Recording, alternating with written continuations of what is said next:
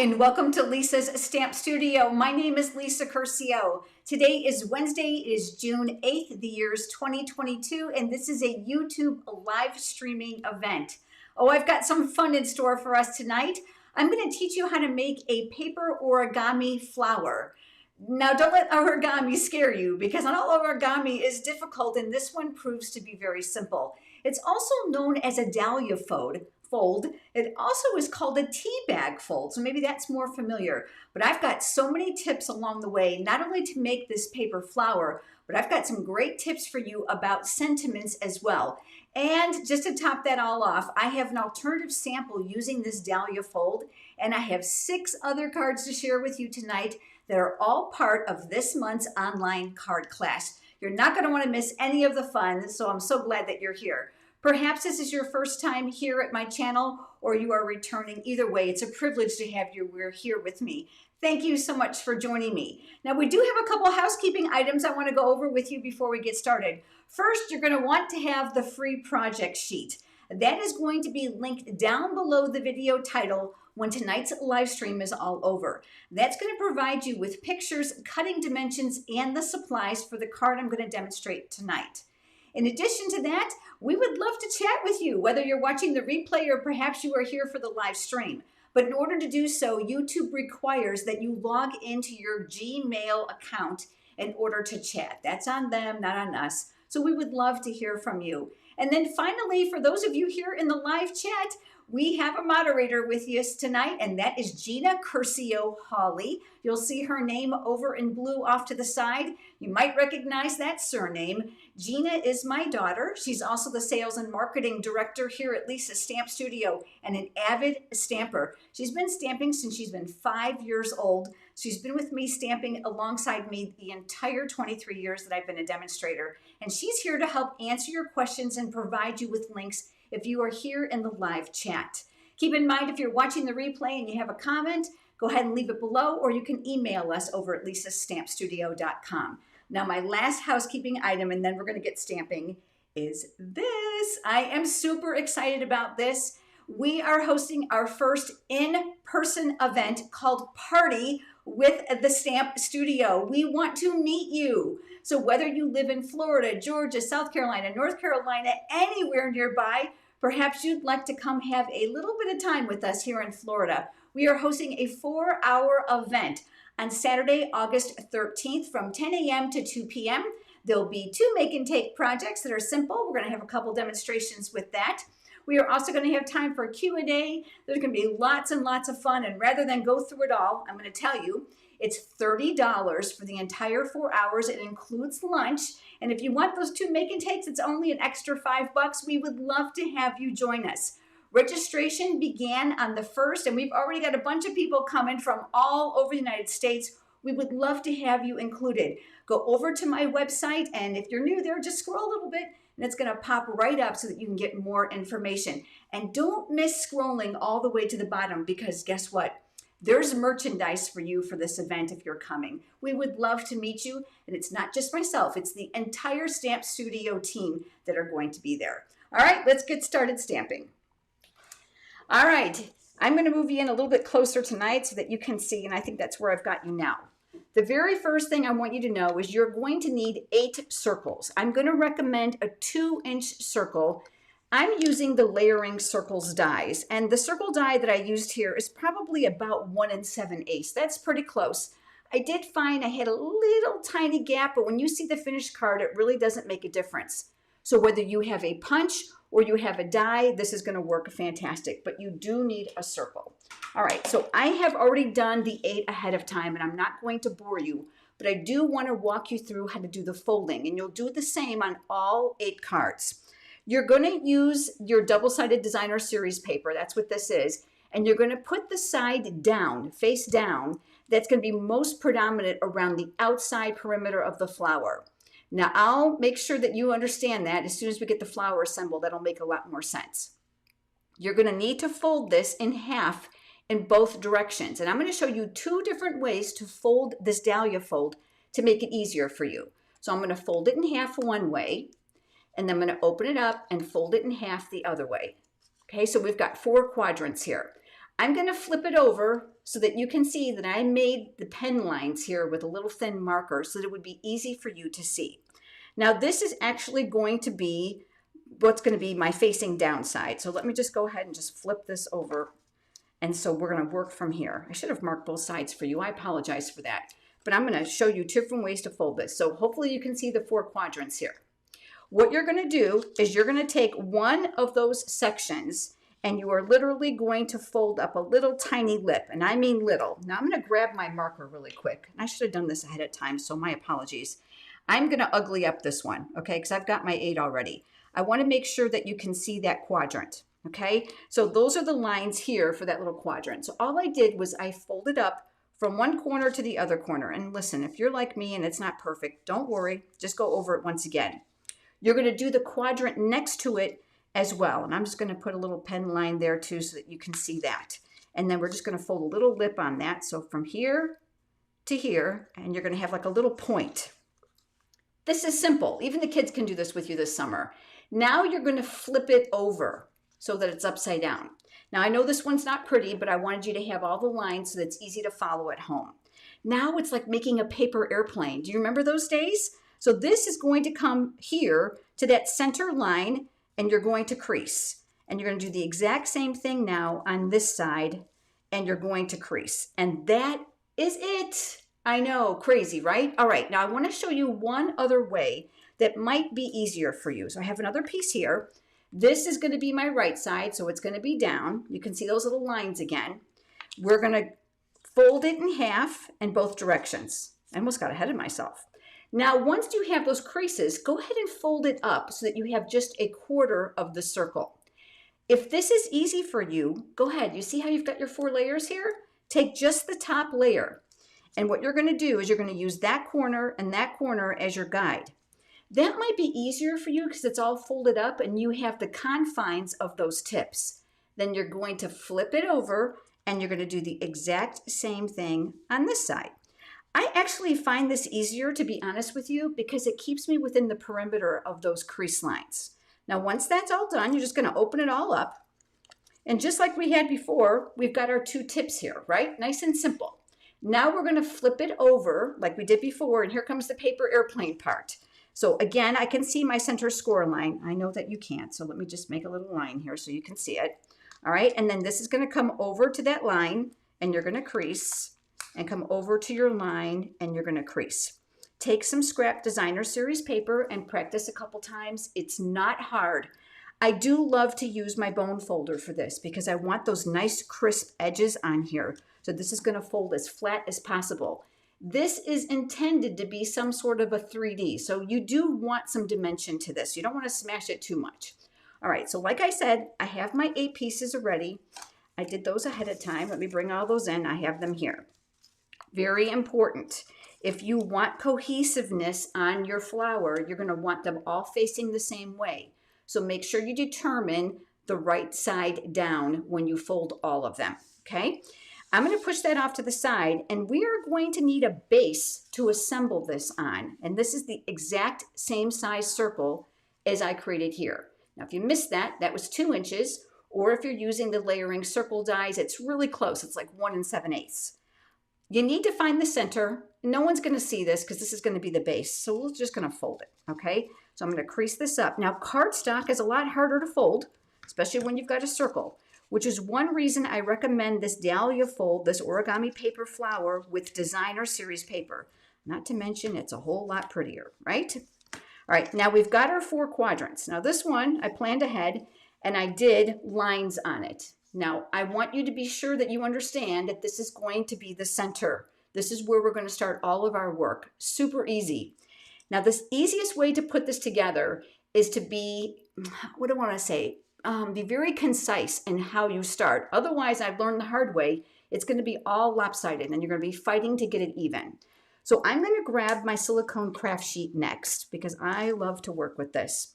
Whenever you're using hot glue, or adhesive or liquid glue, this will not stick to this silicone craft sheet, which means it's going to keep this work surface nice and clean. Now, there's several ways you can add the adhesive, and I want to talk to you about that. The first way is to cover the entire thing with adhesive. I found for me, because I have arthritic hands, that I had just like a sticky mess and I had difficulty holding it because it was sticky everywhere I touched. In addition to that, I will be honest with you, if you need to jerry rig it a little bit one way or the other, it's really hard to lift and kind of reposition those petals. So I'm going to use adhesive on one petal at a time, and I'll show you how I do it. You can also use liquid glue. So knowing that this is the center, we're going to work strategically. Here's my first one. I'm going to flip it upside down. Now I'm using Stamp and Seal Plus. It is super duper strong. The other thing I love about it is it comes out in little tabs. So if I get really excited and I go outside that little perimeter, I can just curl it back on top of itself. You're going to want to start at the top and the bottom. So that tip is going to go here to the center of this line, which is the center of the circle, trying your very best to keep it nice and straight. Now we're going to come over to the next one and we're going to do the exact same thing. Now I'm going to construct the whole thing with you because sometimes people say, well, I wanted to see the whole thing and you stopped. I get it. Now keep in mind, I put adhesive here and I probably didn't have to because we only need it here for right now. And then I'm going to go ahead and turn this to make it easy for my hand, and I'm going to work straight across horizontally, matching up my tips the best that I can, looking that the seam is going to fall right around where that line is, just for your visual view. All right. Now what I'm going to do is I'm going to move this up out of the way. And this time I'm going to just concentrate my adhesive on the bottom because I think you've got the idea. Curling back anything that's going to show. Now I'm going to go this way. It is so much easier to start with this pattern than trying to go this way and just working in a clockwise or counterclockwise direction. Because I'll tell you from experience, that didn't work out really well for me. That really came out kind of lopsided because, you know, if you're like me, we can't do too many things straight, right? So I'm going to go ahead and place this one here. Again, that seam somewhere near that black line, just eyeing it. Now we can fill in. So I've got 4 here and we've got 4 left. Remember, this is where we're trying to stick to, and we're going to end up mounting this when we're done. And I've got some great tips for you about that as well. And wait until you see my other cards. So I'm going to go ahead and add a little bit more adhesive here. And then I'm going to add this one here. I like to take these, once this is made, I like to take these and I want to tuck it in between. Now remember I told you that I use the layering circles dies. So this was 1 7/8. Do you see the little tiny gap difference that's between there? Okay, don't let that worry you because when it's all together, it's beautiful. Now what we're going to do is we're going to go ahead and take one more and we are literally going to fill in. You want to work underneath once you have that formation made. I find that's the easiest way to try to get your scallops all lined up, giving that a good push. Do you see it come into life? It literally is formed before your eyes. It's really, really pretty. Just think of the double-sided designer series papers that you could use in the color schemes. I love this card because I think it's so classy when it's finished and it can be used for any greeting whatsoever. So it's birthday, get well, sympathy, anniversary, graduation, you name it. Just change up your designer series papers. And like I said, make sure that you're folding them all in the same direction. Do you see this one? I've always got a culprit. This is why I don't put the adhesive directly on top of the paper, because if I need to kind of jury rig this one down a little bit, let's see if I can salvage this one. And then I can kind of just make it a little bit more even. Okay, there we go. I'm going to flip it over. I'm going to rub from the back to make sure that this is all good and stuck. All right, let's put this off to the side for just a moment. And what I'm going to do now is I want to prepare the greeting that's going to be part of this card. How many of you love to heat emboss? I certainly do. So here I have a small scrap piece of petal pink cardstock. And I choose my cardstock to coincide with the designer series papers that I chose. I love this. And how many of you know what this is? This is an embossing powder bag. Okay, right now I have it linked for you in my craft room favorites. You're going to go over to my website, you're going to click on shop, and it's about the 5th one down. It says craft room favorites.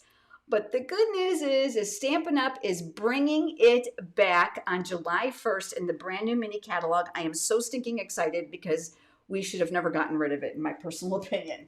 All right, so I prepared the paper because when you're using a greeting, there's lots of little tiny detailed areas. And if you don't add the powder first, I find that the embossing powder is going to want to statically stick where there isn't ink. So that powder tells it, don't stick where there isn't ink. And I will tell you, it works beautifully.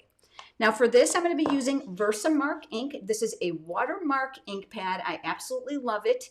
You can stamp tone on tone if you want backgrounds, which are very, very subtle. But in my case, I'm going to be using it to heat emboss. And we are going to heat emboss on camera tonight. So I'm going to go ahead and I'm going to ink this up. And then once I've got it inked up, I'm going to make sure my embossing powder is nearby and ready to go. So let me show you what I do. I put my embossing powder in one of these little zipped containers. These have snap down lids. Again, in my craft room favorites for you, I do a lot of heat embossing and I have one for each color. I am going to tell you that there are lots of bottles in here. I bought the metallics and I dumped numerous bottles in here because that's how much heat embossing that I do. You see this little tray? This is all part of that new embossing package with this, and I have to show you, let me reach for it. These little reversible tweezers. That 3-pack is all coming out on July 1st. It's not available yet, but I had to use it. I love this because it's going to help contain the mess, okay? Next secret weapon is a plastic spoon. I dedicate one to each color. That's going to make life a lot easier for me. You want this nearby because you don't want the ink to dry before you put the powder on. All right, so we're going to go ahead and ink that up, and then we are going to stamp here. Guess what? I am using a stamp set called Charming Sentiments. And now what we're going to do is we're going to lay this right over the top. And I'm using that spoon. That's going to keep my fingers clean. I'm doing a little tap here to get off all the excess. And then let me close that up because I don't like an open ink pad. And I am going to put this to the side because we are going to use the heat embossing tool. And let me just tell you from experience, you do not want to use that when there's any powder around because I have blown it all over the place. Now the heat tool that I'm using is sold in my online store. I absolutely love it. Tip number 1, never put your hands over the vent, just like a blow dryer or anything else. That will suffocate it and cause it to overheat. It does have 2 speeds. I almost always use speed 2 unless I'm using speed 1, which is just a dry cardstock. The encased tip is going to ensure that the tool will remain hot for a period of time, which means if you have stamped and powdered multiple images, you are going to be able to easily heat emboss one after the other because it's going to stay hot. Little expandable stand there, which is great for traveling. You can close that up. And I'm going to go ahead and turn it on heat 2. I do like to get the gun hot just a little bit before I start. And what I'm going to do is I'm going to start in one area at a time. I'm going to hold it very, very close. I like to move it just a little bit. And guess what? You can scorch the cardstock, so you don't want to overheat it. What you're looking to do is to take that powder and turn it into a beautiful foil finish. Do you see it starting to change there? It's like magic. Now, heat embossing is very, very popular, especially around the holidays, to go with all of our beautiful holiday cards. And you're just going to go ahead and turn this. Now, obviously, if your cardstock is smaller or you have a dexterity issue, such as I do with arthritis, those little backwards tweezers that are coming in, those little reversible ones, amazing. You're going to absolutely love that to help hold your paper. Let me just put that gun off to the side. Now, I have a little confession to make about this stamp set. It's called Charming Sentiments, and you might notice this little logo down here at the bottom. Now, some of you here in the live chat may already know this, and I'm not giving a plug to myself, but I have to tell you, I am super in love with it. You may not have noticed it, but on page 38 of the annual catalog, you'll notice that my name is here. When a demonstrator earns her first $1 million in personal sales, she is then allowed to design a stamp set, and it's published in a publication with Stampin' Up! When I knew I wanted greetings, I was very specific about the words, and I was also very specific about the fact that I wanted it to have dies. So let me show you the coordinating dies for this. This is called Sentiment Silhouettes. Now you can buy it as a bundle, and you're going to want it as a bundle because who wants this without the dies? But I got the very first print of the stamp set in dies, and the first time I opened it up, I actually mentioned it to Gina. I said, well, I can already see a problem here. How am I going to know which one of these goes with which one of these? And she said, Mom, no problem. Take a picture of all the dies. We got this. So we made this. This is a die template. The red mark is going to indicate the top of the die as it arrives. It also has the name for every greeting. We've sized it with cut marks so that it'll fit perfectly between your shapes. Don't you love that? And I'm looking and I know I have wishing you the happiest of birthdays. So I know it's this die right up here. These die cut beautifully. You are going to absolutely love them. Now, what I do when I store it is I go ahead and I place these between the two sheets and I put it back inside the envelope so it's always together and easy to find. Now, I did die cut this ahead of time just to save a little bit of time and space here on camera, but there you go. And look how gorgeous it die cuts. Now, I know you got a lot of glare because that's what shiny does, but this is going to be an important part of our card. Now, let's go ahead and let's work on the other layers. The card base is petal pink. And again, I'm reminiscent with the designer series papers. I did score it in half at 4 1/4. So I'm going to go ahead and fold that and go over that with my bone folder. Now, I decided that I wanted my paper dahlia flower to focus at the top. I wanted my greeting to be an accompaniment to it, but I didn't want to take away from all the beauty of that paper flower. But I also knew that I didn't have too many colors to choose from, as if you can see here from my flower. So I thought, okay, what am I going to do? This is going to be really, really boring. So I thought, oh, I've got an idea. Let's go ahead and let's add a piece of gold foil behind that, because if you'll notice here, there is gold foil accents in this designer series paper, which, by the way, this paper is amazing. It's called Texture Chic, and it is fantastic. So what I'm going to do is I'm going to flip this over. I'm going to add a little bit of adhesive here. We're going to work in those little 4 corners, and this Stampin' Seal Plus is extremely strong, so I don't have to go crazy. This is the brushed gold foil. It's in the brushed foil assortment. Oh, I think it's a must-have if you like foils. I'm looking to leave that narrow border, trying to make it even, and we're going to go like so. And I still thought this was boring. So watch what we're going to do. Vellum. A lot of people overlook vellum cardstock, and I think it is a necessity if you are a paper crafter. It does amazing things to your projects. Because this is very similar tones, it could make it a very boring card. But when we add this over the top, all of a sudden, not only do we have texture, but we're going to have a muted color tone, which is going to allow the designer series papers to absolutely be the star of the show. So watch what we're going to do. We're going to add a little adhesive right here in the center because it's not going to show, because we're going to put our flower there. And then we are going to, oh, careful, Lisa, we're going to attach that here. Now, I made the vellum a little smaller than the cardstock, and you'll find all those dimensions in that free project sheet. Now I'm going to flip this over and I'm going to add adhesive to the back side. I got to get that started because my arthritic hands never want to push that hard enough. And then this is going to go near the top. So let's go ahead and let's look for that margin, top and sides, and then we're going to press that in place. Remember this gorgeous flower? Okay, we're going to flip this over now. Now, some of these you'll recall when I demonstrated had adhesive near the top, but it's going to be really important now that we got adhesive here, and I go the extra mile and I put a little adhesive here. Why? I don't want any of those to shift in mailing, because there's nothing more embarrassing than a card that falls apart before it gets there, right? So I'm going to go ahead and I'm going to hold this here, and I literally try to find my prettiest spot. Turn it the way you like it. That's going to fit perfectly with those cutting dimensions that I gave you. So I'm looking, and then I'm going to press. I am going to flip this over and not do this because I don't want to ruin all those little pretty creases. And I'm going to rub from the back. Now, there's one other thing we're going to do. Remember, we have this, but you know I can't make a card without bling. So let's talk. Oh, I forgot my layer. I just realized that. No wonder why this is kind of boring. Don't tell anybody. Okay, wait. Let me show you another trick. Did you know that your heat tool will help loosen up the adhesive? But thank goodness I didn't press down on the outside edges too long. Oh, don't tell anyone. When I went to go put the adhesive on, I was like, that's wrong, Lisa. Just so that you know, if this is attached really well at your house, turn your heat tool on, even on low, and just get it close. And what's going to happen is it's going to melt that adhesive so you can carefully lift it.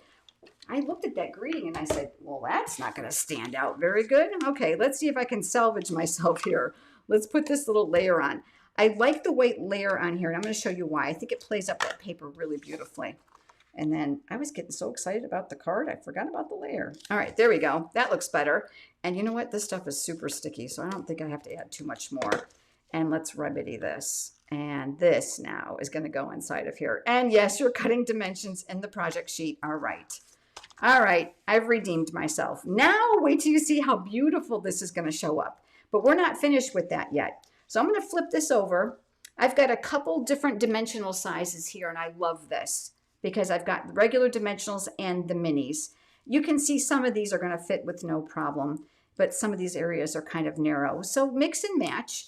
And I am very cognizant about balancing out my greeting because, again, nothing worse than a card that falls apart when it's gone through the mail and it's received on the other end. Love that Take Your Pick tool. It comes with that putty tip and different attachments here so that you can use it for lots and lots of things. All right, and I am looking now to make sure that this is good and centered, and we're going to attach that here. And this is the beauty of having greetings with dies. But guess what? We need a little bling, don't we? This is the brushed metallic adhesive backed dots. Long name. We've got gold, copper, and like a bronze.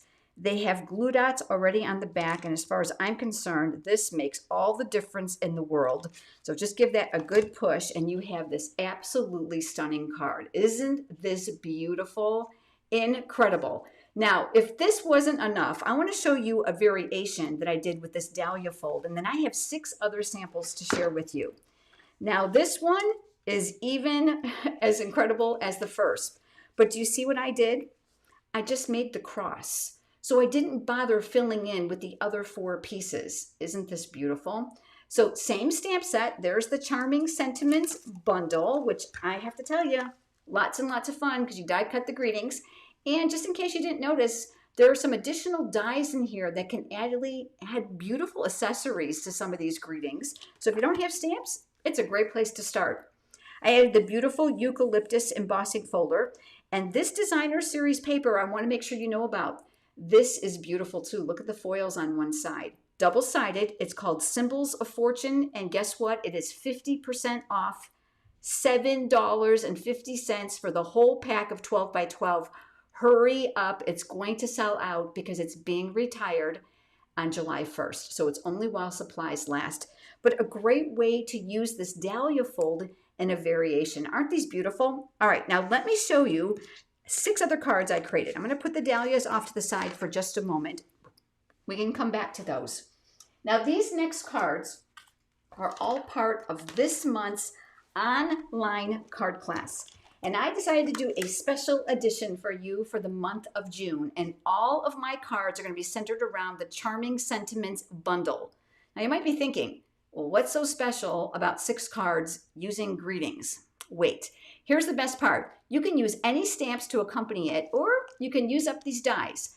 There are 6 cards altogether. I'm going to show them to you. 3 are fun folds. 3 are card techniques. You're going to get a video tutorial to make all 6 of these cards with me from home. Look at this. Oh, isn't that pretty? So any floral set, any designer series paper. Oh, did I tell you that it expands? And I resized it so it fits in a perfect A2 envelope. Incredible. This is the first card. So not only do you get a full-length video to stamp along with me from home, you're also going to get a 23-page PDF tutorial, and it includes multiple pictures of every single card, and it has step-by-step written instructions, cutting dimensions, and all the supplies. All right, here is the third fun fold. So it's a great way for you to stamp with me from home and get all kinds of new card ideas. Now, obviously, you can use whatever you've got at home. My online card class does require a $50 minimum product order using my exclusive card class host code. And I'll show that to you in just a moment. And it must be in my online store using that code. Now, there's an exception. If your order is $150 or more, which means you had a big wish list like I do, then you're not going to use the code. But you need to contact me through my website to let me know that that order is for the card class. Otherwise, I have no way of knowing. Look at that background.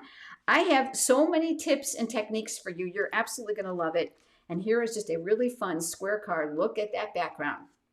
Let your greeting be the star of that amazing background. Now, let me just go ahead and give you that host code. This is the host code you're going to use if you would like to participate in this month's online card class. Now, it's only available for a 4-day ordering window. It starts today, which is June 8th, and it's going to go through Saturday, which is June 11th, 2022. And that's going to enable you to automatically receive from us within a 24-hour business period the link to the video to stamp along with me from home, as well as the 23-page PDF tutorial. And by the way, that PDF tutorial has all 3 templates for those fun folds in it to make it super easy for you to use at home. Now, I would love to have you join us for this month's card class. And guess what? I also throw in an added bonus. Everyone who joins me for the online card class gets a private invitation for a private YouTube Live called Live with Lisa.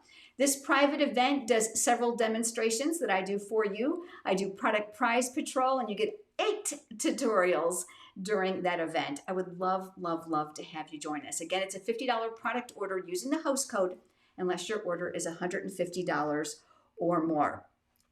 I wanted to take a minute before we go and let you know about the next live date. And I also want to tell you that if you don't already have a Stampin' Up! Demonstrator and you would love a catalog, we would love to get one in your hands.